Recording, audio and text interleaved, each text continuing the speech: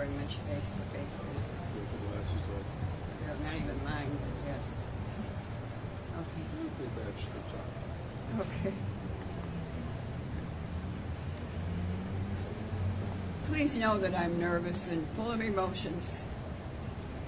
I never thought this day would come. I am Kitty's sister. I stand here today with a heavy heart and also with hope and justice and understanding. We have received such an outpouring support in recent weeks, which led us to launch this formal initiative. For many years, I struggled with terms with what happened to my sister's family. It was a nightmare none of us could have imagined. But as details of Lyle and Erik's abuse came to light, it became clear that their actions, while tragic, were the desperate response of two boys trying to survive the unspeakable cruelty of their father. As their aunt, I had no idea of the extent of the abuse they suffered at the hands of my brother-in-law. None of us did. But looking back, I can see the fear and tension that their father had instilled on them. They were just children who could have been protected and were instead brutalized in the most horrific ways.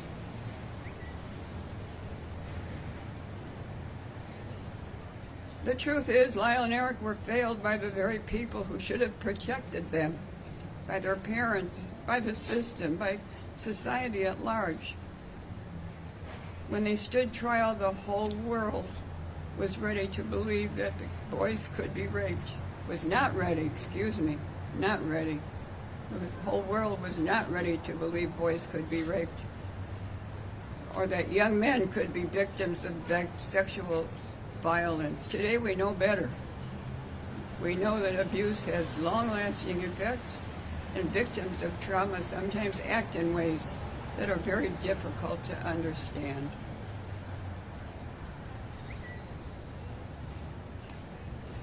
In the years since their conviction, society's understanding of sexual abuse and its psychological impact has grown significantly. We understand that a person doesn't need to fit a specific mold, whether it's gender or socioeconomic status, in order to experience abuse.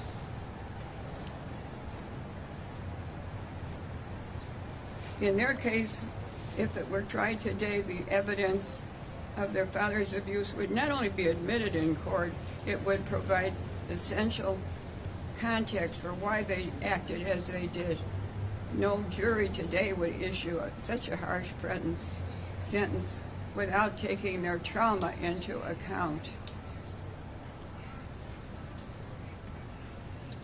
Lyle and Erik have already paid a heavy price, discarded by a system that failed to recognize their pain. They have grown, they have changed, and they have become better men despite everything that they've been through. It's time to give them the opportunity to live the rest of their lives free from the shadow of their past. While I recognize it is election season, this isn't about us or about the politics. It's about finding the truth, delivering justice, creating space for healing. I want to thank everyone who has reached out to our family in recent days and weeks, asking how they can help. Today we have an answer.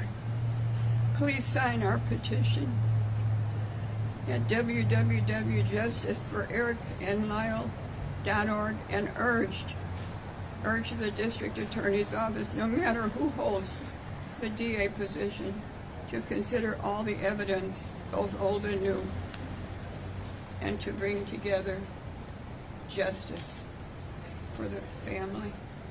And thank you very much for listening to me. I'm sorry I'm so nervous, I can't help it.